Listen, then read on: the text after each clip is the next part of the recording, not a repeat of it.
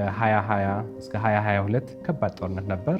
ዩኒቨርሲቲያችን እና እንዲሁም ሆስቴላችን ትግራይ ስር ስለሚገኝ ጦርነቱ ገብ ስላለ የሰላም ሁኔታው እየተመለሰ ስለነበር ተቋሙ ወደ ተሻለ አቅም ወደ ነበረበት አቅም ለመመለስ የምንጥርበት ጊዜ ላይ ሆነን ጆይንት ዩሮፒያን ኢኒሺየቲቭ ስትሬንግዘኒንግ ሜዲካል ስፔሻላይዜሽን ኢን ኢትዮጵያ በዩሮፒያን ዩኒየን ኮፈንድድ ሆኖ በስፓኒሽ ኮኦፕሬሽን በኩል ነበር ኢሜል የተላከልን።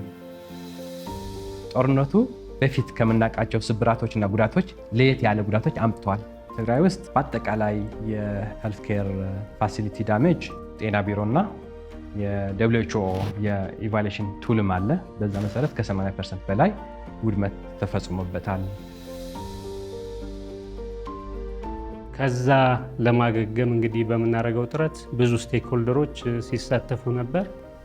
ከነዚህ ስቴክሆልደሮች ውስጥ ያው ስፓኒሽ ኮኦፕሬሽን ነውና የሜዲካል ኢኩፕመንት እገዛዎችን አድርጎልናል። የአልትራሳውንድ መሽኖች፣ ኦአር ቴብል እና ፔሸንት ሞኒተር። ስለዚህ ኦአር ሰርቪሱ መሻሻል አሳይቷል። የህፃናት ህክምና፣ የፅንስና ማህፀን ህክምና፣ የአጥንት ህክምና እንዲሁም ደግሞ የሰመምና ጽኑ ህክምና አራቱም 1 ዓመት ሆኗቸዋል በዚህ በክሊኒካል ሪሰርች ግራንትድ ሆነው። በዚህ ዓመት ደግሞ የቀዶ ህክምና ተጨምሮልን የሆስፒታሉ ዋናው የጥበት አገልግሎት የምንሰጥበት ወይ ደግሞ ላውንደሪ ዲፓርትመንትን ሜጀር አሁን እድሳት ይከናወንለታል። ይህንንም በጣም ለሆስፒታሉ አንቀሳቃሽ ዩኒት ነው። ከትግራይ ጤና ቢሮ ጋር በተደረገው ትብብርም ጭምር ለአውቶክሌቭ የሚባል ክፍል እቃ እንድንገዛም እድል ፈጥሮልናል። ተቋም ማሻሻያ ቢያንስ አንዱ ኢንፍራስትራክቸር ነው። መጀመሪያ ያደረግነው የቀዶ ህክምና ክፍልና የድንገተኛ ህክምና ክፍል ነበር።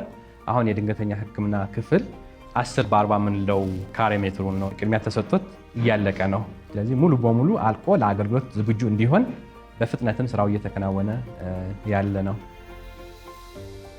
ማመስገን የምፈልገው ስፓኒሽ ኮኦፕሬሽን የጎደለን ነገር ለመሙላት ያደረጉት ጥረት በጣም ከፍተኛ ነው። እነሱን ማመስገን እፈልጋለሁ።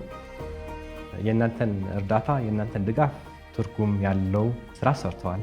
በጣም ነው የምናመሰግናችሁ።